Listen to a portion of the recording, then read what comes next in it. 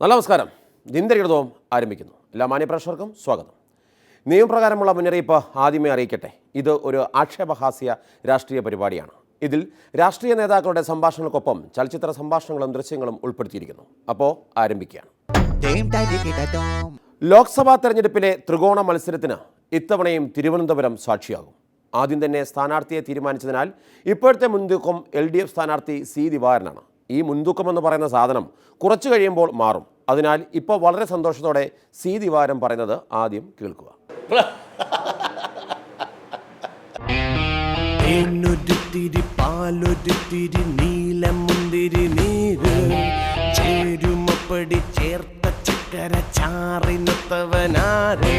വ്യക്തിപ്രഭാവത്തിന് ഇവിടെ വലിയ പ്രസക്തിയൊന്നുമില്ല. വ്യക്തികൾ മഹാന്മാരാണോ അല്ലേന്നല്ല, ജനങ്ങളുടെ മുമ്പിൽ അവരുടെ സ്ഥാനാർത്ഥി. ഞാൻ അവരുടെ ഒരു സാധാരണ സ്ഥാനാർത്ഥിയാണ്. എന്നെ തൊടാനോ അവർക്ക് കഴിയും. എപ്പോഴും തൊടാം, എപ്പോഴും കൈകാര്യം ചെയ്യാം. എക്സ്ക്യൂസ് മീ, ഈ തീപ്പന്തലിൽ പൂവാലശല്യം എഴുതിയ ഒരു മിനിറ്റ്. ഉദ്ദേശിച്ച ആള് ഞാൻ തന്നെയാണ്. തകർത്തോളൂ. എന്നെ തൊടാനോ അവർക്ക് കഴിയും. എപ്പോഴും തൊടാം, എപ്പോഴും കൈകാര്യം ചെയ്യാം. എക്സ്ക്യൂസ് മീ, ഈ ലക്കത്തിന്റെ തുടർച്ച അടുത്ത ലക്കത്തിലും വരുന്നുണ്ട്. അതും കൂടി ഇന്നിങ്ങ് തന്നാൽ വെറുതെ എന്നെ അന്വേഷിച്ച് ബുദ്ധിമുട്ടണ്ട. അതപ്പ തരാം.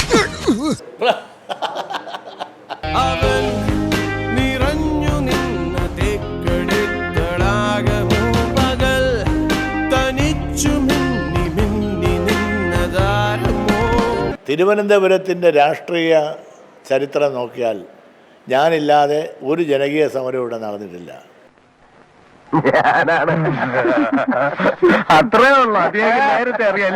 എൻ്റെ എതിരാളി പ്രഗത്ഭനാണോ, സാർവദേശീയ അംഗീകാരമുള്ള ആളാണോ, അതൊന്നും എനിക്ക് പ്രശ്നമല്ല. ഞാനൊരു സാധാരണക്കാരൻ, ജനങ്ങളുടെ ഭാഷയിൽ സംസാരിക്കുന്നു, ജനങ്ങളുടെ അടുത്ത് നടക്കുന്നു.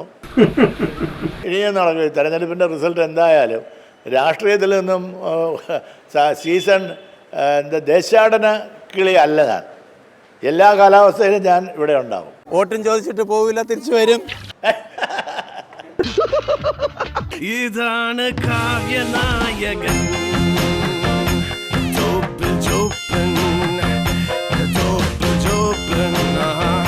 ഇനി BJP-യിൽ നിന്നും എതിരാളി കുമ്മനമാണെങ്കിലും ആ ആത്മവിശ്വാസം കാണുക. BJP-യുടെ എല്ലാ നയങ്ങളെയും പരിപാടികളെയും ഈ രാജ്യത്തെ ഇങ്ങനെ അധപ്പതിപ്പിച്ച തരത്തിൽ ജനങ്ങളെ തമ്മിലടിപ്പിക്കുന്ന ആ നയത്തിനെതിരായി വ്യാപകമായ സമരം, പണിമുടക്കുകൾ, 48 മണിക്കൂർ പണിമുടക്കിയത് തൊഴിലാളി വർഗം ഇടതുപക്ഷ ജനാധിപത്യ പ്രസ്ഥാന നേതൃത്വത്തിലാണ്. മിടുക്കൻ, നന്നായി പയറ്റുന്നുണ്ടല്ലോ. അത് പിന്നെ എന്റെ ശിക്ഷനല്ലേ. ഏത് ശക്തി ഉണ്ടെങ്കിലും BJP-യെ നേരിടും ഞങ്ങൾ, UDF-നെ നേരിടും. രണ്ടു കൂട്ടരെ എനിക്ക് ഭയമൊന്നുമില്ല. അങ്കക്കലി കൊണ്ടുപോയി. അതൊക്കെ ജനങ്ങൾ വിധി എഴുതട്ടെ. ജനങ്ങളുടെ മുമ്പിലാണ് ഞാൻ നിൽക്കുന്നത്. എനിക്ക് അടഞ്ഞ അധ്യായങ്ങളൊന്നുമില്ല, ഗൂഢമായ ഒരു ജീവിതവും എനിക്കില്ല. എല്ലാം തുറന്ന പുസ്തകമാണ്. പറയുന്നത് ഞാൻ അതുപോലെ തുറന്നെല്ലാം പറയും. അതുകൊണ്ട് എനിക്ക് നിർഭയമായി ജനങ്ങളുടെ വിശ്വാസം നേടിയെടുക്കാനുള്ള വിനീതമായ പ്രവർത്തനങ്ങളിലേക്കാണ് ഞാനിപ്പോൾ നീങ്ങുന്നത്. ഇത് ജയിക്കുക എന്നുള്ളത് മാത്രമാണ് ഞങ്ങളുടെ മുമ്പിലുള്ളത്. ജയിക്കേണ്ടത് തിരുവനന്തപുരത്തിൻ്റെ ആവശ്യമാണ്, കേരളത്തിൻ്റെ ആവശ്യമാണ്, ഇടതുപക്ഷ പ്രസ്ഥാനത്തിൻ്റെ ആവശ്യമാണ്, ഇന്ത്യയുടെ ആവശ്യമാണ്. ഒരു തിരുത്തൽ വേണം ഈ BJP-ക്കെതിരായി.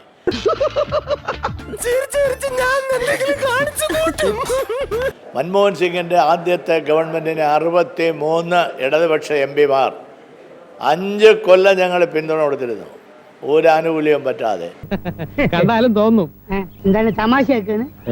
അല്ല തമാശയാക്കാണ്, അങ്ങനെ ആക്കണ്ട. കഴിഞ്ഞ തവണ CPI സ്ഥാനാർത്ഥി മൂന്നാമതായതോ പേയ്മെന്റ് സീറ്റ് വിവാദത്തിൽ പാർട്ടി നടപടി വന്നതോ ഒന്നും ദിവാർജിക്ക് ഇപ്പോൾ ഒരു പ്രശ്നവും അല്ല. ഞാൻ അതിലൊന്നും ചൂളിപ്പോകുന്നിടത്തല്ല. രാഷ്ട്രീയ രംഗത്ത് അങ്ങനെ പലതും സംഭവിക്കും. അതൊന്നും ഇപ്പോൾ പ്രസക്തിയുള്ള കാര്യമല്ല. C. ദിവാകരനല്ല, ഇടതുപക്ഷ പ്രസ്ഥാനമാണ്. ഒരാളെ ഒരു അപകടത്തിലേക്ക് പറഞ്ഞുവിടുമ്പോ എന്തൊരു മനസമാധാനം എന്നറിയാമോ?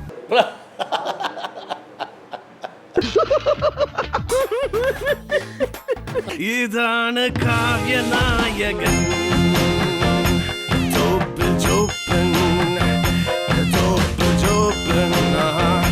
UDF സിറ്റിംഗ് MP-യായ ശശി തരൂരിനെ വീണ്ടും മത്സരിപ്പിക്കും.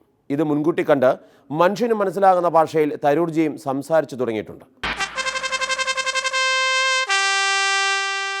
തിരുവനന്തപുരം ജില്ലക്ക് കേരളത്തിലെ കോൺഗ്രസിന് ഈശ്വരൻ കനിഞ്ഞനുഗ്രഹിച്ച ഒരു ഗിഫ്റ്റാണ് ശശി തരൂർ എന്നാണ് എനിക്ക് പറയാനുള്ളത്.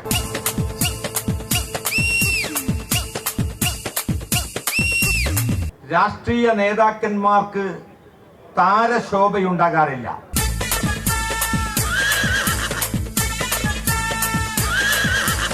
എന്നാൽ വലിയ സിനിമാ താരങ്ങളെപ്പോലെ നക്ഷത്ര തിളക്കമുള്ള രാഷ്ട്രീയത്തിലെ ഏറെ പ്രശോഭിക്കുന്ന നമ്മുടെ MP ആയ ശശി തരൂർ എന്നിങ്ങനെ പൂഴ്ത്തി പറയുന്നത് എനിക്ക് ഇഷ്ടമല്ലേട്ടാ.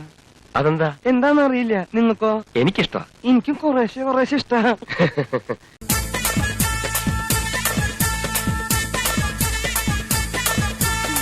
ഈ സമയത്തിനകത്ത് നമ്മൾക്ക് വലിയ 2 തീരുമാനം എടുക്കാൻ. ഓരോരോ ലോക്സഭാ മണ്ഡലത്തിൽ നമുക്ക് തീരുമാനിക്കണം ആരാണ് നമ്മുടെ നാടിന്റെ സ്വരം ഡൽഹിയിൽ കേൾപ്പിക്കാൻ സാധിക്കുക. ലോക്സഭയിൽ കേൾക്കുന്ന ശബ്ദം എന്നൊക്കെ പറഞ്ഞാൽ ദേ ഇതുപോലത്തെ കടുകട്ടി സാധനം പറയാൻ ആർക്ക് പറ്റും? ഫ്ലോക്സിനോസിൻ ഹീലിപ്പിനിഫിക്കേഷൻ എന്ന് പറയുന്ന വാക്ക് ഞാൻ ഹൈസ്കൂളിലോ കോളേജിലോ പഠിച്ചതാണ്. കുട്ടിക്കാലത്തിൻ്റെ ഓർമ്മ വന്നിട്ടാണ് ഞാൻ അതിനെ ഇന്ന് ഉപയോഗിച്ചത്. ഫ്ലോക്സിനോസിൻ ഹീലിപ്പിനിഫിക്കേഷൻ. ഇതൊക്കെ എന്ത്? ഇതൊക്കെ ചെറുതല്ലേ? ആരാണ് ഈ നാടിൻ്റെ ആവശ്യങ്ങൾക്ക് വേണ്ടിയിട്ടും ഈ നാടിൻ്റെ ആശയങ്ങൾക്ക് വേണ്ടിയിട്ടും കേന്ദ്രത്തിൽ ഡൽഹിയിലെ മന്ത്രാലയങ്ങളോടൊപ്പം പ്രവർത്തിക്കാൻ സാധിക്കുക, സ്വാധീനം ഉപയോഗിക്കാൻ സാധിക്കുക, ആരാണ് ഈ നാടിനെ നന്നാക്കാൻ സാധിക്കുക?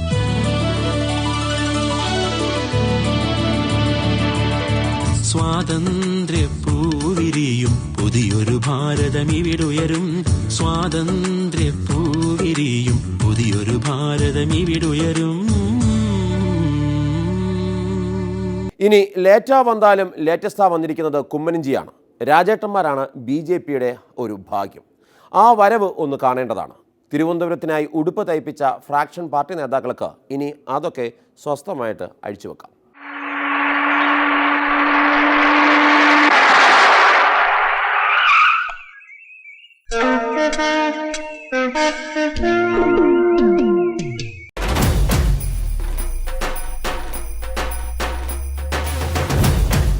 അന്ന് നിങ്ങൾ അത് ചെയ്തില്ലായിരുന്നെങ്കിൽ ഇന്ന് ഈ കാണുന്ന KDE 4744 AC അംബാസഡർ കാറും അങ്ങ് സിറ്റിയിൽ ഒരു വലിയ ബംഗ്ലാവും ഉയർന്ന ഉദ്യോഗവും പദവിയും ഒന്നും എനിക്ക് ഉണ്ടാകുമായിരുന്നില്ല.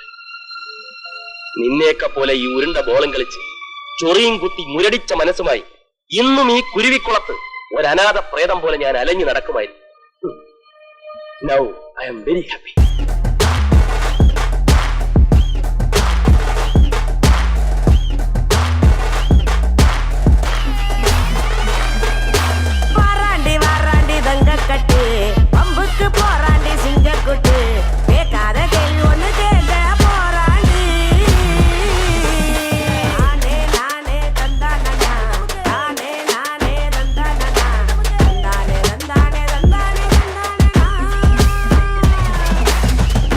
ഞാൻ ഡൽഹിയിൽ പോയി എൻ്റെ ബുദ്ധിമുട്ടുകൾ പറയാനാണ് പോയത്. ഞാൻ പ്രധാനമന്ത്രിയോട് പറഞ്ഞു, ഐ ആം നോട്ട് കോമ്പിറ്റൻസ്, ഞാൻ ഇതിന് യോഗ്യനാണ്. ഇന്നേ ഒരു പഞ്ചായത്ത് മെമ്പറായി പോലും ഞാൻ പ്രവർത്തിച്ചിട്ടില്ല. എന്നെ ഇങ്ങനൊരു സംസ്ഥാനത്തിൻ്റെ ഗവർണറാക്കി എനിക്കതിന് യോഗ്യതയുണ്ട്. വിനയം കോരി ഒഴിക്കണ്ട. You say the lines pleasingly, that's all. യോഗ്യതയില്ല എന്ന നിങ്ങളുടെ പ്രതികരണമാണ് നിങ്ങളുടെ യോഗ്യത.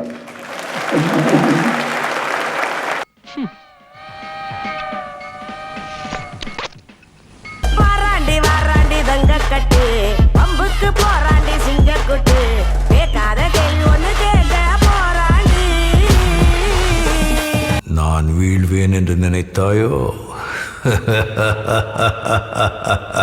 மரணம் மாசு மரணம் டஃப் தரணும், அதுக்கு அவதா பொறந்து வரணும்.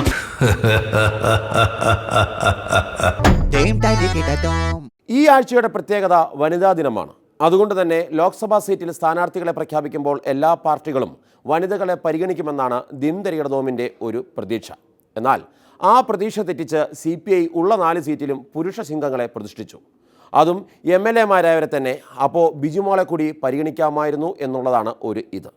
നമ്മൾ കരുതിയത് CPI വനിതകൾക്ക് കുറച്ച് സ്വാതന്ത്ര്യമൊക്കെ നൽകുന്ന ഒരു മോഡേൺ ഫാമിലി ആണെന്നാണ്.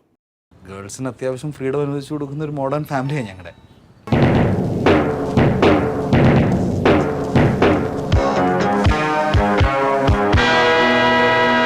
മലമേലെ തിരിവെച്ച് പെരിയാറിൻ തളയിട്ട് ചിരിതൂകും പെണ്ണല്ലേ ഇടുക്കി, ഇവളാണ് മിടുമിടുക്കി.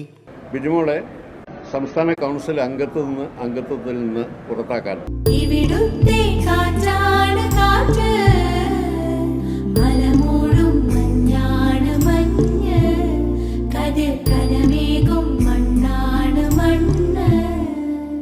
അവർക്ക് മന്ത്രിയാകാൻ പറ്റത് ഗോഡ് ഫാദർ ഇല്ലാത്തത് കൊണ്ടാണ് എന്ന് പറഞ്ഞാൽ മന്ത്രിയായ 4 പാവപ്പെട്ട ആളുകൾക്ക് ഗോഡ് ഫാദർ ഉണ്ടെന്നല്ലേ അതിൻ്റെ അർത്ഥം.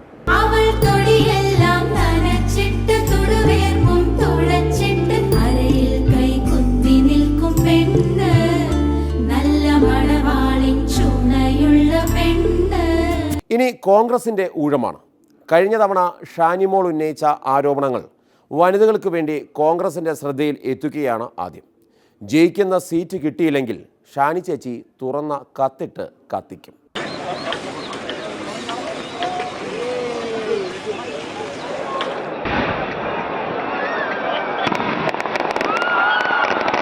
ഈ സീറ്റ് കിട്ടാത്ത അന്ന് മുതൽ അവരതിൽ വിമർശിക്കുന്നത് എന്നെ മാത്രമാണ്. സീറ്റ് കിട്ടുന്നതും സീറ്റ് കിട്ടാത്തതുമൊക്കെ രാഷ്ട്രീയത്തിൽ പലതരത്തിലുള്ള ഏറ്റക്കുറച്ചിലുകൾ കാണും. സീറ്റ് ആഗ്രഹിക്കുന്നതും ഒരു തെറ്റല്ല.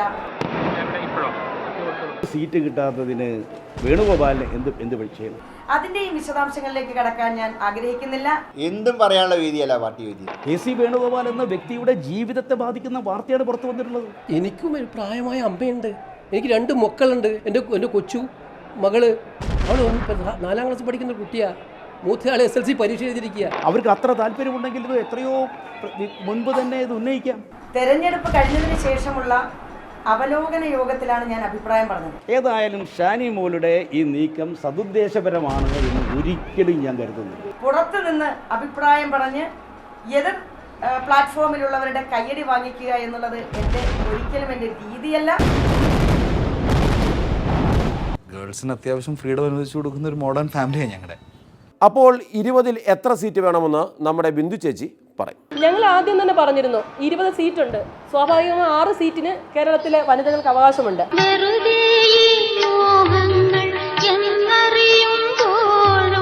മഹിളാ കോൺഗ്രസിനെ സംബന്ധിച്ചിടത്തോളം 3 സീറ്റെങ്കിലും മിനിമം കിട്ടണം ഞങ്ങൾക്ക്.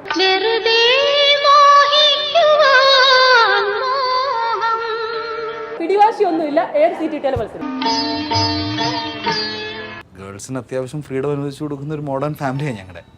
ഇനി സ്ഥാനാർത്ഥി പ്രഖ്യാപനം വരെ സജീവ സ്ഥാനാർത്ഥിയാകുന്ന ഒരു വനിതാ നേതാവിനെ കൂടി കോൺഗ്രസിൽ നിന്നും പരിചയപ്പെടുത്താം. ലാലി മതി എന്ന് പാർട്ടി തീരുമാനിച്ചാൽ ഞാനത് നന്ദിയോടെ സ്വീകരിക്കും, അനുസരിക്കും.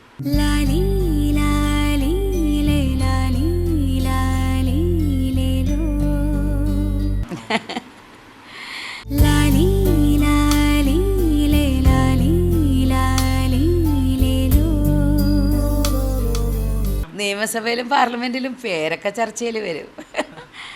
അവസാന റൗണ്ട് വരെ പേര് പറയും, പിന്നെ അത് വേറെ ഇക്വേഷൻസിൽ പോകും. ഗേൾസിന് അത്യാവശ്യം ഫ്രീഡം അനുവദിച്ചു കൊടുക്കുന്ന ഒരു മോഡേൺ ഫാമിലിയാണ് ഞങ്ങളുടെ. പക്ഷേ ഇത്തവണ സീറ്റ് കിട്ടി ജയിച്ച ഡൽഹിക്ക് പോയില്ലെങ്കിൽ എല്ലാവർക്കും ഗാനോപഹാരമൊരുക്കി സംസ്ഥാന മഹിളാ കോൺഗ്രസിന്റെ അധ്യക്ഷ കളത്തിലുണ്ട്. ജയിക്കുക മഹാദേവ ദീനവനപരായണ, ജയിക്കുക ചിദാനന്ദ ദയാസിന്ധോ, ജയിക്കുക. ഏതായി കുട്ടി? ഇവിടുത്തെ UDC നല്ല കുട്ടിയാ. താരകം അരുളുള്ളവനാണ് ജീവിയെന്നൊരു വിട്ടി ദുഗയി നമാക്ഷരി. ഗേൾസിന് അത്യാവശ്യം ഫ്രീഡം അനുവദിച്ചു കൊടുക്കുന്ന ഒരു മോഡേൺ ഫാമിലിയാണ് ഞങ്ങളുടെ. അപ്പോൾ നമ്മുടെ PC ജോർജ് ഇനി ലോക്സഭയിലേക്ക് മത്സരിക്കുകയാണ്. അദ്ദേഹത്തിൻ്റെ പാർട്ടി 20 സീറ്റിലും ഉണ്ടാകുമത്രേ. ഈ പാർലമെൻറ്റ് തെരഞ്ഞെടുപ്പിൽ കേരള ജനപക്ഷത്തിൻ്റെതായി 20 നിയോജക മണ്ഡലത്തിലേക്കും സ്ഥാനാർത്ഥികൾ നിശ്ചയിക്കണമെന്നാണ് പാർട്ടി കമ്മിറ്റിയുടെ തീരുമാനം. തങ്ങളുടെ വ്യക്തിത്വം നിലനിർത്തി മുമ്പോട്ട് പോകണം. വ്യക്തിത്വം എന്നൊക്കെ പറഞ്ഞാൽ എന്താണെന്ന് 2015-ൽ അരുവിക്കര നിയമസഭാ ഉപതെരഞ്ഞെടുപ്പിൽ PC ജോർജ് കാണിച്ചു തന്നതാണ്. അത് ആരും മറക്കരുത്. നിങ്ങൾ എന്നെ വിശ്വസിച്ചോളൂ, ജയിക്കാൻ വേണ്ടതിനേക്കാൾ ഒരു വോട്ട് കൂടുതൽ കിട്ടും. UDF സ്ഥാനാർത്ഥി ദയനീയമായി പരാജയപ്പെടും. ഞാൻ വെല്ലുവിളിച്ചിരിക്കും.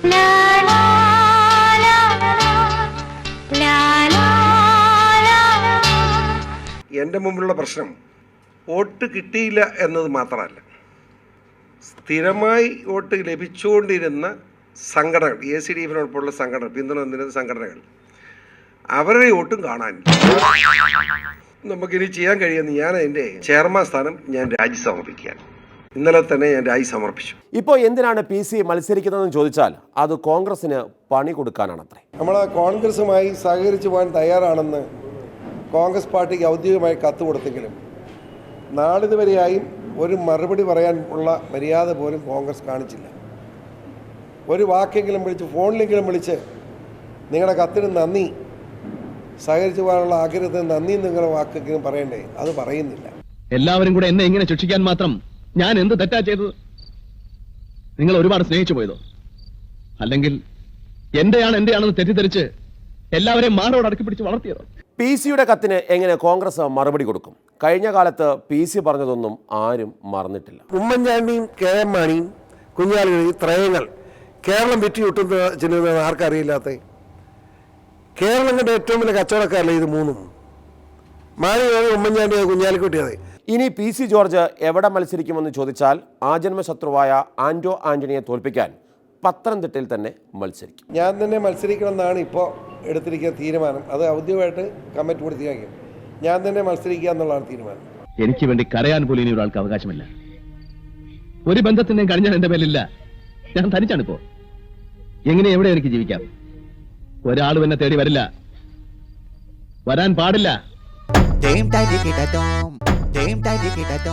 അപ്പോൾ നമ്മുടെ നാട്ടിൽ ഇപ്പോൾ BJP-യുടെ ഒരു ജാഥ പോകുന്നുണ്ട്. കഴിഞ്ഞ ആഴ്ച 2 ജാഥകൾ കഴിഞ്ഞിരുന്നു. ആകെ ഒരു ആശ്വാസം, 2 ജാഥകളും പരസ്പരം ചെളിവാരി കോരി ഒഴിക്കുകയായിരുന്നു എന്നാണ്. വളരെ പ്രധാനപ്പെട്ട ഒരു ദിവസമാണെന്ന് LDF ഗവൺമെന്റിന്റെ 1000 ദിനം പൂർത്തിയാക്കിയതിന്റെ ആഘോഷങ്ങൾ സംസ്ഥാനത്താകെ നടന്നു. കാരണം അത്രമാത്രം പദ്ധതികളാണുള്ളത്. നമുക്ക് സ്വപ്നം കാണാൻ കഴിയുമായിരുന്നോ ഇങ്ങനൊരു കാര്യം? സ്തുത്യർഹമാണോ കുംഭകോണമാണോ എന്ന് കണക്ക് നോക്കുമ്പോഴറിയാം അല്ലേ? 9.5 കോടി രൂപ ചെലവഴിച്ചുകൊണ്ട് 1000 ദിവസങ്ങൾ ആഘോഷിക്കുന്ന മുഖ്യമന്ത്രി അങ്ങ് കാണുന്നില്ലേ? ഒരു ജില്ലയിൽ മാത്രം 8 കർഷകർ ആത്മഹത്യ ചെയ്യുന്നു. ഒരു പൊടിക്ക് അടങ്ങടേ. നല്ല മത്സരം എന്തിന്? തരിശില്ലാതാക്കാൻ, കൃഷി ഇറക്കാൻ. ഇതിന്റെ ഭാഗമായി കൃഷിയിടം വർദ്ധിച്ചു, കാർഷികോൽപ്പന്നം വർദ്ധിച്ചു. കാർഷിക രംഗത്ത് ഈ വർഷം കനത്ത വിളവ്. കണ്ടോ? പ്രളയം ഉണ്ടായിരുന്നില്ലെങ്കിൽ എന്താ സ്ഥിതി? പച്ചക്കറിയുടെ കാര്യത്തിൽ നാം സ്വയം പര്യാപ്തയിലെത്തിയിട്ടുണ്ടാവും. നിനക്കതൊക്കെ എങ്ങനെയാ സാധിക്കുന്നത്? കേരളത്തിന്റെ മുഖ്യമന്ത്രി പറഞ്ഞു, ഞങ്ങൾ ബാങ്കുകാരുടെ യോഗം വിളിക്കും, ഞങ്ങൾ ബാങ്കുകാരുമായി ചർച്ച നടത്തും. എത്ര ചർച്ചകൾ നടന്നു ബാങ്കുകാരുമായി? മൊറട്ടോറിയം പ്രഖ്യാപിക്കുമെന്ന് നിങ്ങൾ പറഞ്ഞു. മൊറട്ടോറിയം കൊണ്ട് കാര്യമില്ല. മൊറട്ടോറിയം എന്നതിന്റെ അർത്ഥം ഇന്നത്തേക്കാണ് നാളത്തേക്ക് മാറ്റിയെന്ന് മാത്രമാണ്. ഒരു പൊടിക്ക് അടങ്ങടേ. ഇംഗ്ലീഷ് ഒക്കെ പറയൂടെ വേറെ ആളുണ്ട്. രാജസ്ഥാനിൽ, മധ്യപ്രദേശിൽ, ഛത്തീസ്ഗഡിൽ അധികാരം ഏറ്റെടുത്ത് 24 മണിക്കൂർ കഴിയുന്നതിന് മുമ്പ് കർഷകരുടെ കടങ്ങൾ എഴുതി തള്ളിയ കോൺഗ്രസ് ഭരണകൂടം പിണറായി വിജയന് മാതൃകയാകട്ടെ എന്നാണ് എനിക്ക് പറയാനുള്ളത്.